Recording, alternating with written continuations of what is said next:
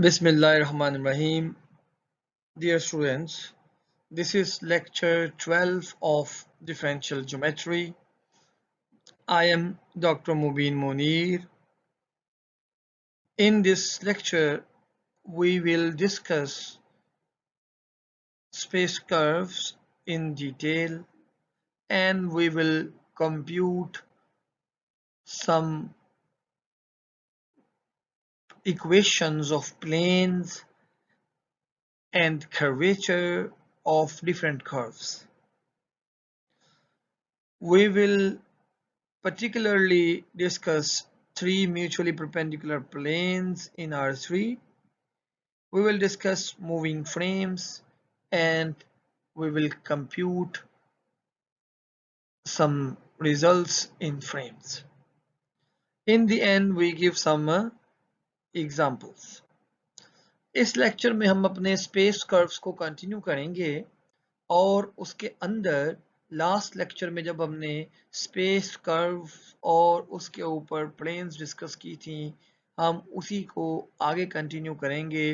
Planes, normal, osculating और rectifying planes, उनकी equations कैसे फाइंड करनी है और इनके अंदर हमने कंप्यूटेशंस कैसे करनी है स्पेस कर्व में, मूविंग फ्रेम्स कैसे फाइंड करना है और कुछ एग्जांपल्स होंगे.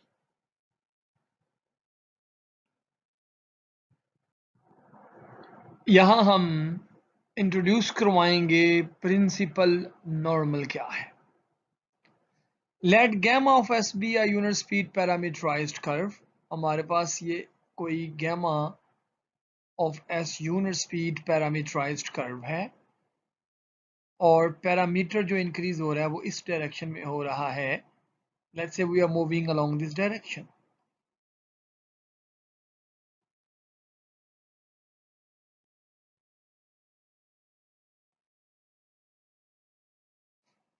At any point P, let's say we are here at any point P, then tangent T is the derivative of this gamma. Tangent T is gamma dot be its unit tangent vector. If curvature is non-zero, हमें पता है कि curvature zero किसके लिए है, straight line के लिए. Let's say हमारा कर्व स्ट्रेट लाइन नहीं है. We are discussing a regular curve which is not a straight line. Then curvature is non-zero. Then we can define principal normal of curve at the point gamma of s. This is the point gamma of s. Then the normal is t dot over curvature, which is further equal to t dot. क्या है, अगर आपके पास tangent unit vector है तो t dot जो होगा वो इस t के परपेंडिकुलर होगा, या इधर होगा या इधर होगा, दोनों में से कोई एक. सो आप इसको क्या करेंगे, कर्वेचर से डिवाइड करेंगे. जब आप इसको कर्वेचर से डिवाइड करेंगे, कर्वेचर क्या है, चूंकि कर्व यूनिट स्पीड था तो कर्वेचर है आपके पोजीशन वेक्टर का डबल डेरिवेटिव का मैग्नीट्यूड कर्वेचर है. लेकिन मैं इस डबल डेरिवेटिव को इस तरह से भी तो रिप्रेजेंट कर सकता हूं, T dot over T, gamma dot is t dot and then this is also t dot magnitude. So this is a unit vector, ns is a unit vector and it is perpendicular to t. This is called principal normal of the given curve gamma at point gamma of s.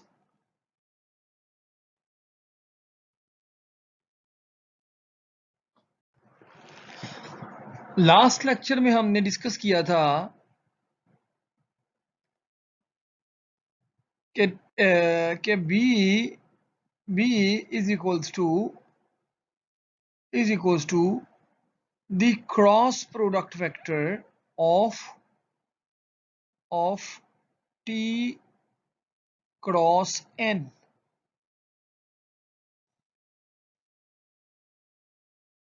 और ये फिर हमें पता है कि अगर ये t है, ये उसका परपेंडिकुलर n है, तो हमारे पास जो b होगा क्रॉस प्रोडक्ट के मुताबिक वो इन दोनों के परपेंडिकुलर होगा, यानी वो ये वेक्टर होगा, ये this is b which is perpendicular to both t and n। और यहां से हमने हासिल किया कि ये जो t n और b है, t n और b जो है वो हमारे पास तीन म्यूचुअली ऑर्थोगोनल यूनिट वेक्टर्स आएंगे और ये आपस में परपेंडिकुलर होंगे और एक R3 स्पैन करेंगे। इसको हम मूविंग फ्रेम भी कहते हैं, मूविंग ट्राइहेड्रन भी कहते हैं। ये मूविंग क्यों है? क्योंकि ये हर पॉइंट के ऊपर आपके पास ये मूव करता जाएगा। फॉर एग्जांपल आपके सामने एक पिक्चर आपको नजर आ रही है, इसमें हमने एक कर्व लिया है, विवियानी कर्व, और इस कर्व के ऊपर पैरामीटराइजेशन के अलोंग एक पॉइंट है जो मूव कर रहा है और उसकी मूवमेंट के साथ साथ उसके ऊपर तीन म्यूचुअली परपेंडिकुलर लाइंस भी मूव कर रही हैं। ब्लू कलर वाला टेंजेंट वेक्टर है, ग्रीन कलर वाला नॉर्मल वेक्टर है, और डार्क ब्लू या पर्पल कलर जो है वो है बाई नॉर्मल वेक्टर। तो इस तरह से ये पूरे के पूरे बॉडी के ऊपर ये फ्रेम मूव करता जा रहा है हमारे सामने ये पिक्चर में।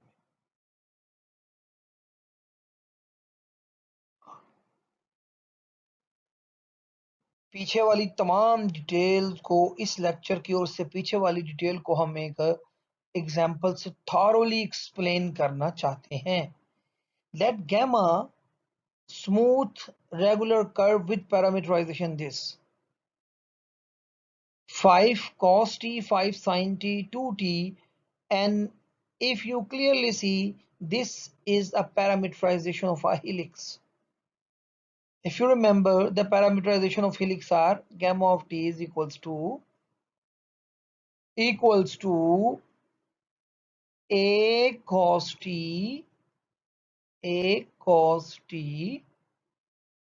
comma a sin t, comma bt। ये हेलिक्स की एक पैरामीटराइजेशन है हमारे पास, जिसमें a और b दो कांस्टेंट है और t as a variable use हो रहा है। तो ऑब्वियसली ये यूनिट स्पीड नहीं है, क्योंकि अगर आप इसका डेरिवेटिव लेके मैग्नीट्यूड फाइंड करें, इसका डेरिवेटिव लिया तो आया -5 कॉस साइन का cos T minus cos T, और 5 कॉस का 5 साइन का 5 कॉस टी, और 2t का 2 आ गया। इसका स्क्वायर लेके सम करेंगे तो हमारे पास डेरिवेटिव की ये वैल्यू आ गई है। तो चूंकि ये टेंजेंट वेक्टर है, this is equals to tangent vector, और ये टेंजेंट वेक्टर एक यूनिट वेक्टर नहीं आया, तो फिर यूनिट वेक्टर हासिल करने के लिए हम क्या करेंगे, गैमा डॉट को उसकी मैग्नीट्यूड स्क्वायर रूट 29 से डिवाइड कर देंगे, तो ये हमारे पास टेंजेंट वेक्टर आ गया। ये सिंपल कंप्यूटेशन थी। यहां बताया गया टेंजेंट वेक्टर आपने किस तरह से कंप्यूट करना है। सिंपल है, अगर आपका यूनिट वेक्टर है, यूनिट स्पीड कर्व है, तो गामा डॉट की मैग्नीट्यूड ही गामा डॉट ही टेंजेंट वेक्टर है। अगर नहीं है तो यूनिट टेंजेंट के लिए क्या करें, गामा डॉट हासिल करें और उसको उसके डेरिवेटिव से, उसकी मैग्नीट्यूड से डिवाइड कर दें, तो आपके पास टेंजेंट वेक्टर आ जाएगा। ये एक वेक्टर आ गया हमारे पास। Let's say we have the curve this helix, हमारे पास ये हेलिक्स है और हमारे पास ये टेंजेंट वेक्टर आ गया है इसके ऊपर। लेट्स से ये मैं टेंजेंट वेक्टर यहां से मार्क कर रहा हूं, ये टेंजेंट वेक्टर, ठीक है। नेक्स्ट, टेंजेंट वेक्टर के लिए हमें इस टेंजेंट के परपेंडिकुलर जाना पड़ेगा प्रिंसिपल नॉर्मल के लिए, ठीक है। हमने क्या किया जी, इसका डेरिवेटिव ले लिया, चूंकि ये यूनिट वेक्टर था, अगर ये यूनिट वेक्टर है तो उसका डेरिवेटिव इसके परपेंडिकुलर होगा, सो इसका डेरिवेटिव इसके परपेंडिकुलर होगा और वो ये आएगा, that is this is normal. तो हमने क्या किया, डेरिवेटिव लिया, square root 29 as it is रहने दिया, और ऊपर वाले का फर्दर डेरिवेटिव ले लिया, -5 cos t -5 sin t 0। और प्रिंसिपल नॉर्मल क्या होगा, वो होगा इस इसको इसकी मैग्नीट्यूड से डिवाइड कर दें, टी डॉट जो है चूंकि टी के परपेंडिकुलर है तो वो इस डायरेक्शन में आएगा, इसके अलोंग टी डॉट इस डायरेक्शन में होगा। सो हम क्या करेंगे, इसको इसकी मैग्नीट्यूड से डिवाइड करेंगे ताकि यूनिट नॉर्मल आ जाए। तो प्रिंसिपल नॉर्मल यूनिट नॉर्मल क्या आएगा, इसको इसे डिवाइड कर दिया तो डिवाइड करेंगे तो मैग्नीट्यूड स्क्वायर 29 थी, 1/29 से डिवाइड हो गया तो कट के ऊपर वाला फैक्टर आ गया आपके पास नॉर्मल। और बाय नॉर्मल कैसे हासिल करेंगे, बाय नॉर्मल हासिल करने के लिए आपको इन दोनों का क्रॉस प्रोडक्ट लेना पड़ेगा। सो बाय नॉर्मल बी कैसे आएगा, वो आएगा binormal is equals to, binormal is equals to matrices, हाँ जी। सो यहाँ पे यहाँ E1 लिख लें फर्स्ट कोऑर्डिनेट के लिए, E2 सेकंड कोऑर्डिनेट के लिए और E3 थर्ड कोऑर्डिनेट के लिए लिख लें। टी के कंपोनेंट क्या है, टी के कंपोनेंट है -5, तो यहां से 1/√29 यहाँ आ गया, 1/√29 यहाँ ले लिया हमने कॉमन। और यहाँ क्या आया जी, -5 cos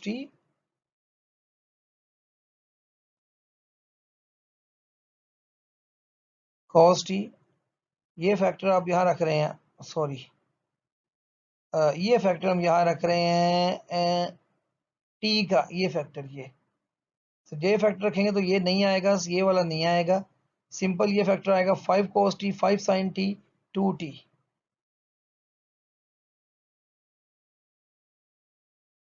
सो ये सब नहीं आएगा हमारे पास, तो हमारे पास क्या आएगा, ये वाला 5 cos t 5 sin t, या सॉरी ये गैमा डॉट हमने ये फाइंड किया, gamma dot is equal to tangent -5 sin t 5 cos t और 2 आएगा, -5 sin t, आप खुद लिख के इसको कंप्यूट कीजिए। और नेक्स्ट आपके पास है नॉर्मल, नॉर्मल जो आपने कंप्यूट किया वो ये है -5 cos t -5 sin t, यहाँ पुट करें, क्रॉस प्रोडक्ट की वैल्यू फाइंड करें तो आपके पास ये आपके पास आ जाएगा बाय नॉर्मल वेक्टर। तो बाय नॉर्मल और टेंजेंट फाइंड करेंगे तो ये आपके पास ये हेलिक्स आपके सामने दिखाया गया है, और ये हेलिक्स के ऊपर ये एक पॉइंट लिया गया है, हेलिक्स के ऊपर ये वाला पॉइंट, और इस पॉइंट के ऊपर टेंजेंट नॉर्मल और बाय नॉर्मल प्लॉट किए गए हैं, इसे हम मूविंग ट्राइहेड्रन भी कहते हैं। और इसके साथ साथ अगर आप और से देखें तो एक प्लेन ये वाली है, ये प्लेन जो कि नॉर्मल और बाय नॉर्मल से बन रही है, that is the normal plane which is spanned by normal and binormal. This plane is spanned by binormal and tangent, and this is called rectifying plane। and the third plane जो back side पे आपके सामने नजर नहीं आ रही पीछे है, गालबन ये प्लेन आपको इफ यू क्लियरली सी, ये प्लेन जो शो हो रही है ये वाली, ये है स्पैन बाय नॉर्मल और टेंजेंट से, और ये है ऑस्कुलेटिंग प्लेन। और मूव करते हुए ये तीनों म्यूचुअली परपेंडिकुलर प्लेन भी कर्व के ऊपर हर पॉइंट पे मूव करती जाएंगी, ये मूविंग फ्रेम है। और हम तीन प्लेन्स को कैसे निकालेंगे, यानी कि ऑस्कुलेटिंग प्लेन क्या आएगी, टेंजेंट और नॉर्मल का कॉम्बिनेशन, यानी ये आएगी कोई mu t plus lambda n. Similarly ये कैसे आएगी नॉर्मल प्लेन, ये आएगी म्यू कोई कांस्टेंट या mu n plus lambda b, अगर आप ये दोनों पैरामीटर रखें म्यू और लेमडा को। सिमिलरली ये रेक्टिफाइंग प्लेन कैसे आएगी, वो स्पैन है टेंजेंट और बाइनॉर्मल से, तो ये आएगी mu t plus lambda b आएगा। सो इस तरह से हमने ये म्यूचुअली परपेंडिकुलर तीन प्लेन्स भी हासिल की और तीन वेक्टर भी हासिल किए, और इस तरह ये मूविंग फ्रेम बना।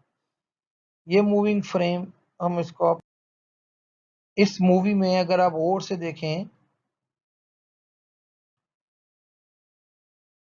तो आपके सामने ये एनिमेशन में ये फ्रेम है जो चल रहा है और इस फ्रेम के साथ ये फ्रेम हेलिक्स के ऊपर मूव कर रहा है। और अगर आप गौर से देखें तो टेंजेंट नॉर्मल बाइनॉर्मल भी मूव कर रहा है और तीन प्लेन्स का जो शेडो है वो भी मूव कर रहा है। अगर तीन प्लेन्स को आप गौर से देखते तो वो शेडो भी मूव कर रहा था। ये मूविंग फ्रेम है और इसके पीछे ये लॉजिक है कि जब कर्व के ऊपर जाते कर्व के ऊपर पॉइंट को हम पैरामीटराइज करते हैं तो पॉइंट मूव करता है, हम पॉइंट मूव करते हैं तो उसके साथ साथ से ये पूरा पूरा फ्रेम जो है वो कर्व के ऊपर मूव करना शुरू कर देता है। इस तरह से हम अपने कर्व को इस तरह से करेक्टराइज करेंगे नॉर्मल मूविंग फ्रेम में और टेंजेंट नॉर्मल और बाइनॉर्मल की शक्ल से।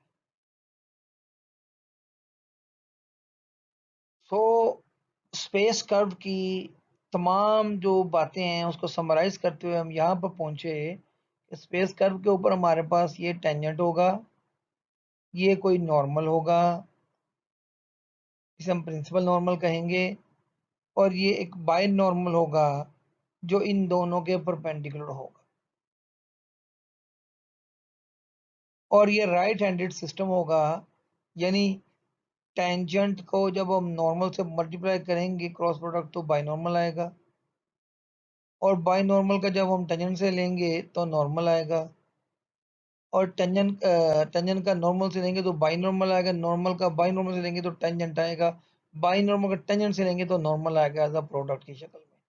This is called right handed system. तो ये एक राइट हैंडेड सिस्टम बना रहे हैं, एक बेसिस बना रहे हैं स्पेस की। अगर मैं इन तीनों को एक सर्कल के ऊपर रखूं टी एन और बी की शक्ल में तो यहाँ से लिखा जा सकता है टी इज इक्वल टू, यानी n is equal to b cross t और b is equal to t cross n and t is equal to n cross b इसके मुताबिक। और बाकी सारे वेक्टर्स अपने साथ उनका क्रॉस प्रोडक्ट जीरो आएगा क्योंकि वो पैरेलल वेक्टर होंगे। t cross t, n cross n, b cross b zero consider किया जाएगा। We will use these formulas in coming lectures frequently। और आपको ये भी रिमाइंड करवा दूं कि हमारे पास जो लास्ट टाइम हमने पढ़ा टी डैश जो था वो था के एन कर्वेचर और एन। इसका मतलब ये जो टी डैश होगा जो टेंजेंट का डेरिवेटिव होगा, यहाँ से इस पिक्चर से भी वाज़ेह है कि टी डैश जो होगा वो अलोंग होगा, इस एन के अलोंग होगा। टी डैश जो है वो पैरेलल होगा एन के।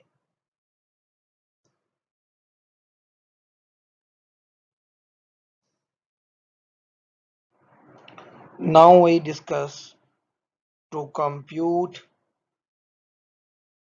the equation of tangent, normal and binormal lines at the space curve at any point P of the space curve। फर्ज कीजिए ये स्पेस कर्व का एक पॉइंट P है और इसके ऊपर ये टेंजेंट है, ये नॉर्मल है और ये बाइनॉर्मल है। हम सपोज करते हैं हमने इन तीनों की इक्वेशंस कैसे निकालनी है। इक्वेशन निकालने के लिए हम देखेंगे टेंजेंट लाइन क्या होती है। Tangent line of a curve C at a given point P on the curve is a straight line passing through P and is parallel to the tangent vector C T of C at P। Similarly principal normal क्या है, वो एक line है principal normal, ये principal normal है passing through the point P and parallel to N। And binormal line क्या है, is a line passing through point P and parallel to B। तो इन तीनों को निकालने का एक स्टैंडर्ड हमारे पास मेथड है होगा ताकि ये कंप्यूटेशन हम आसानी से कर सकें। ये R3 होगा हमारे पास जी, और ये पॉइंट P के पोजीशन वेक्टर हैं।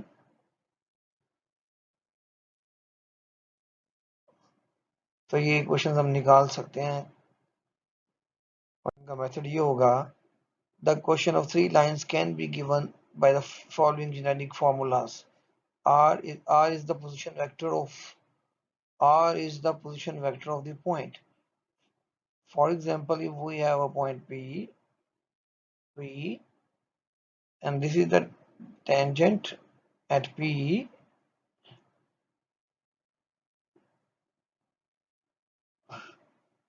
और टेंजेंट के ऊपर जब मूव कर रहे हैं तो ये इसके पॉइंट्स ये हैं,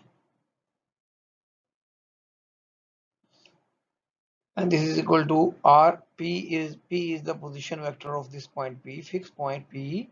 K is a real number and T is the tangent vector. So आपको टेंजेंट वेक्टर पता होना चाहिए और पॉइंट P पता होना चाहिए जिस पर ये टेंजेंट है. इस फार्मूले में पुट करेंगे तो आपके पास टेंजेंट लाइन की इक्वेशन आ जाएगी. K एक वेरिएबल है, K वेरिएबल ऐसे का ऐसे ही रहेगा. नॉर्मल के लिए आपको पॉइंट P पता होना चाहिए और नॉर्मल के वेक्टर पता होना चाहिए, और बाई नॉर्मल के लिए आपको बाई पोजीशन वेक्टर का पता होना चाहिए P का, और बाई नॉर्मल वेक्टर का पता होना चाहिए.